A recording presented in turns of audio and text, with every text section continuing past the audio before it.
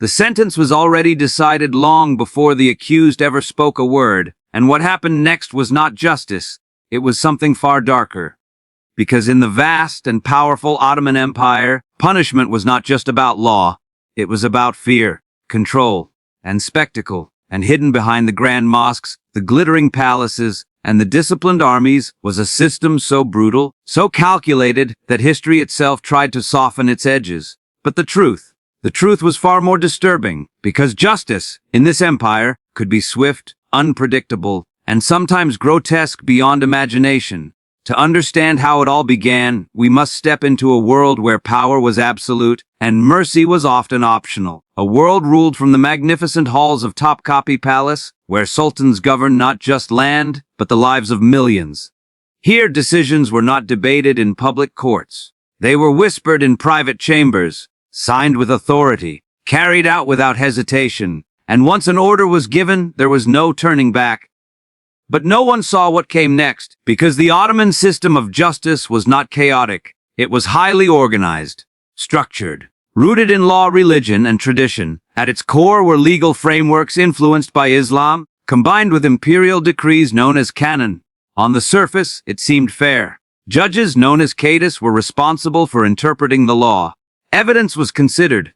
Testimonies were heard. But beneath this structure, there was another layer, a darker layer. Because the ultimate authority was not the law, it was the Sultan. And when power is concentrated in one man, justice can become something else entirely. Everything was about to change. Because as the empire expanded, so did its need for control. Territories stretched across continents, cultures mixed, tensions grew, and maintaining order required more than laws. It required fear. Punishments were designed not just to correct behavior, but to send a message that no one could ignore. Public executions became a tool of authority. They were not hidden away, they were displayed. In markets, in squares, in places where ordinary people live their daily lives. Because when people see punishment, they remember it. They carry it with them, and that memory becomes obedience. But the methods used were what truly set this system apart. Because they were not always quick, not always clean, and often deeply unsettling. One of the most infamous practices involved execution without the spilling of royal blood. For those of high status, especially within the palace, death came in a different form. A silk cord, silent, efficient, and terrifyingly intimate. Strangulation became the preferred method for eliminating members of the elite. Princes, officials, even close advisors could be executed in this way, often within the walls of the palace itself. No public spectacle, no trial. Just an order and an end. But no one spoke of it openly, because fear thrives in silence, and silence was everywhere. But outside the palace, justice took on a different face, a more visible one. Punishments could be brutal, amputations for theft, public humiliation for minor crimes, and in some cases executions designed to linger. Because pain was part of the message, and the message was control. But no one saw how far it would go. Because within this system, there were roles that existed in the shadows. Executioners, men whose identities were often hidden, men who carried out the will of the state without question. Their lives were isolated, their work feared. They were both necessary and despised, because while they enforced justice, they also embodied its darkest side, and their methods were precise, calculated, almost ritualistic. Everything was about order, even in death. But perhaps the most disturbing aspect of Ottoman justice was not the punishments themselves. It was the unpredictability, because justice was not always consistent, not always fair, and sometimes not even about crime. Political rivals could be eliminated under the guise of law. Accusations could be manipulated. Power struggles could turn deadly overnight. And in a world where loyalty was everything, suspicion could be fatal.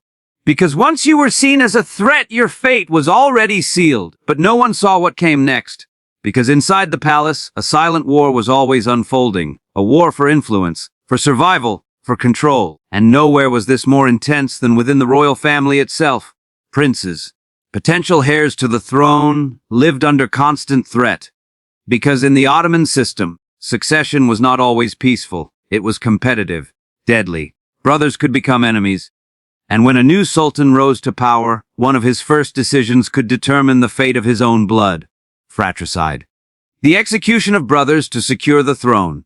It sounds unthinkable, but within this system it was seen as necessary, because the alternative was civil war, chaos, the collapse of the empire. And so, a brutal logic emerged. Better to sacrifice a few than risk everything. But that logic came at a cost, a human cost, because behind every decision were lives, family stories, cut short, silenced, forgotten.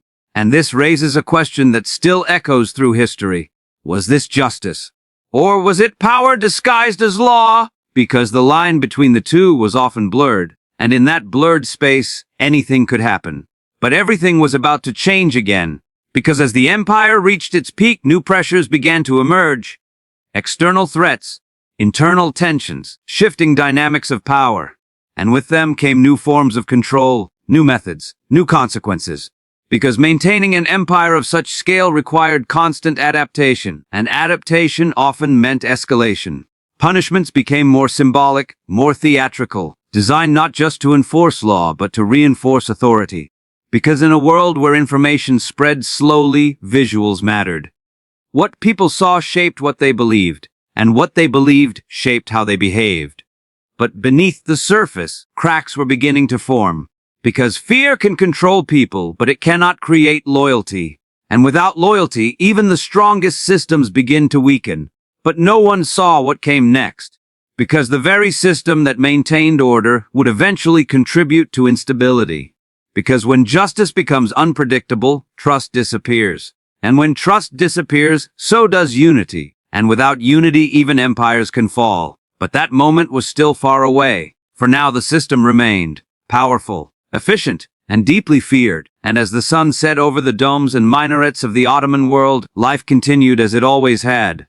People worked, traded, lived their lives, but always with an awareness. An understanding that justice was never far away, watching, waiting, and ready to act. Because in this world, survival was not just about avoiding danger. It was about avoiding attention.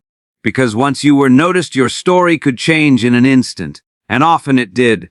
And sometimes, that change came not with a warning, but with a knock. A single, quiet knock in the middle of the night. No shouting, no chaos, just the heavy presence of authority standing outside a door. Because in the Ottoman Empire, justice did not always arrive in public. Often, it came in silence. Swift, unavoidable.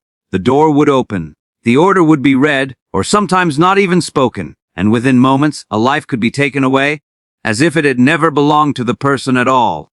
But what made this system truly terrifying was not just how it punished. It was how it decided who deserved punishment. Because guilt was not always clear, evidence was not always necessary. And innocence was not always protection. But no one spoke of this openly. Because fear had already done its work. Inside the walls of Topkapi Palace, the atmosphere was even more intense. This was not just a center of governance. It was a place where every whisper mattered. Every glance could be misinterpreted. Every alliance could shift overnight. And within these walls, justice was often shaped by something far more dangerous than law. Suspicion. Because in a court filled with ambition, loyalty was fragile, and betrayal is always possible. Advisors competed for influence, officials guarded their positions. Even servants, invisible to most, became silent observers in a world where secrets could determine life or death. And when suspicion took root, it spread quickly. One accusation could trigger a chain reaction. One rumor could destroy a reputation. One mistake could end everything. Everything was about to change. Because as power struggles intensified, the methods of justice became even more calculated, more controlled, more hidden. Not all punishments were immediate. Some were delayed, measured, designed to send a message over time rather than in a single moment. Exile became a tool, stripping someone of their position, their influence, their identity, and sending them far away where they could no longer pose a threat. But exile was not always mercy. Sometimes, it was simply a slower ending, because far from the center of power, survival was uncertain. Protection disappeared. Enemies could act freely, and often exile was just the beginning of the end. But no one saw how deep this system went, because justice did not stop at individuals. It extended to families, to networks, to anyone connected to a perceived threat, and this created a culture of distance, of caution. Because relationships, once a source of strength, could become a liability, trust became rare, and isolation became survival. But even in this environment, there were moments that revealed something even more unsettling. Moments when justice was not about maintaining order, but about displaying power. Public punishments, carefully staged, served as reminders. They were not random. They were chosen, visible, unforgettable, because the goal was not just to punish the individual. It was to influence everyone watching, to shape behavior, to reinforce authority. And in those moments, the line between justice and performance disappeared entirely, because what people saw became reality. But no one questioned it, because questioning itself was dangerous, and danger was everywhere. But everything was about to change again, because as the empire continued to evolve, internal tensions began to rise. Different cultures, different expectations, and maintaining control across such diversity required more than fear. It required adaptation. New laws were introduced, old practices were adjusted, efforts were made to create a sense of stability, but beneath these changes the core remained the same. Power was still centralized, authority was still absolute, and justice was still unpredictable. But perhaps the most haunting aspect of this system was not its brutality, it was its normalization. Because over time, what was once shocking became expected, what was once feared became routine. And people adapted. They learned how to navigate the system, how to avoid attention, how to survive within it. But survival came with a cost, because living in constant awareness changes a person. It shapes behavior, limits expression, alters decisions. And over generations, it creates something deeper, a culture of caution. But no one realized how this would affect the future, because systems built on fear can endure for a long time, but they are never truly stable. Because fear does not inspire loyalty, it enforces compliance, and compliance can break, slowly, quietly, until one day it doesn't hold anymore. But that moment was still coming. For now, the empire stood strong, its justice system intact, its authority unchallenged, at least on the surface, because beneath the structure, beneath the rituals, beneath the carefully maintained image of order, there were cracks. Small at first, almost invisible, but growing. Because every system, no matter how powerful, carries within it the seeds of its own transformation. And when those seeds begin to grow, everything changes. But no one saw what came next, because the very mechanisms that once ensured control would eventually create resistance. And resistance has a way of reshaping history.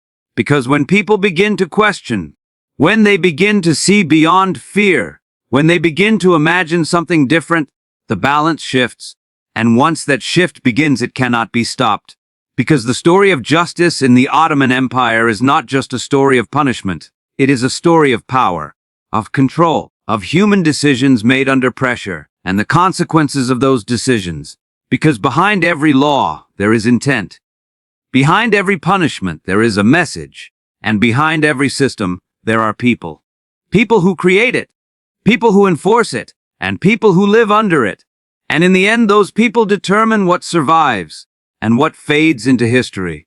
But one question remains. When justice becomes a tool of power, who is it really serving? And perhaps more importantly, what happens when people begin to ask that question out loud?